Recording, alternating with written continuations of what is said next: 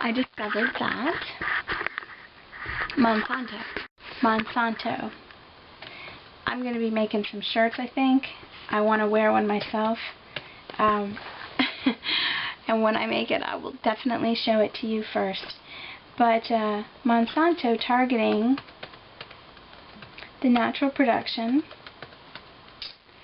of the same sorts of things that plants naturally have within them that actually fight off the influenzas. So, give me a second and I'll pull up the references. Okay, now I am certainly not a chemist by any means.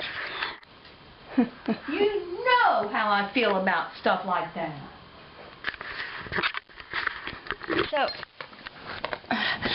I gotta talk about two very quick things before I get off of here.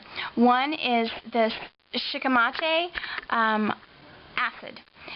When I heard about the Mexican flu, I immediately decided that I wanted to find out, okay, let's talk about vaccines. We have a problem. What are the vaccines that they've given people traditionally over this? Avian flu, cha-ching, cha-ching, I'm there. Okay, now that I'm researching that, I went back and I said, all right, just because I have this tendency to want to turn everything over and read the ingredients list, and also think, okay, medicines, what plants are they pulling this from? What are they deriving this from? Back to Eden, excellent book. But I start thinking, okay, it's by Jethro Kloss, K-L-O-S-S. So I start thinking, all right, I'm going to research that, and I get online, and of course, what I find out is that the Tamiflu, or Tamiflu, is produced from the Chinese Star Anise plant, and anise, A-N-I-S-E, not the Japanese. The Japanese is extremely toxic, and you don't want to have anything at all to do with the Japanese Star Anise plant, period. But the Chinese Star Anise plant also provides, it does have some toxicity to it too, if not used for its intended use. However, within this Chinese Star Anise plant, there's a base material that they use for the Tamiflu, and there's this shikimic acid that is present. And shikimic acid is found in a lot of autotrophic organisms from around the world, but specifically the Chinese Star Anise was blamed for the shortage of this oseltamivir, and you can also find the shikimic acid in things like the seeds from the sweet gumball tree, you know, the tree that has all the little prickly brown balls that fall and they get on everybody's nerves, and you don't want to step on them because they hurt and they're everywhere, and traditionally they're like, people pay to have people come and take them away. Well, that's actually a healing remedy, can be found in those, or so it has been said, and they are frequently used, these seeds. But the Star Anise plant had that shikimic acid in it, which, okay, very cool, very cool, very cool, very cool, very cool. It gets me excited to think about that. There was a shortage of it due to the avian. You know how I feel about stuff like that. But in this scenario, that same night, God led me to an article that was about Monsanto, the shirts that I am making, because that's how I feel. Sorry, dude. Yeah, sorry, Monsanto, if you watch. No offense to you, dude.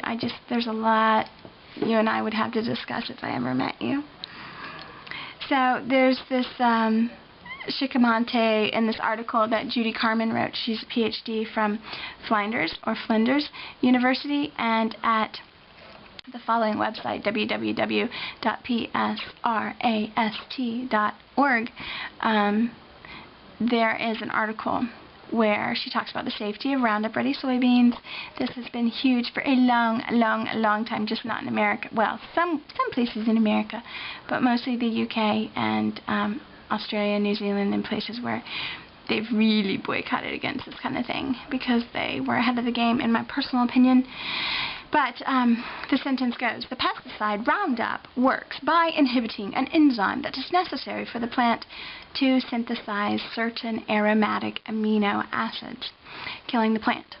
The targeted enzyme is called 5-enolpyrophile shikimate, or Shikimic, 3-phosphate synthestase or also known as EPSPS.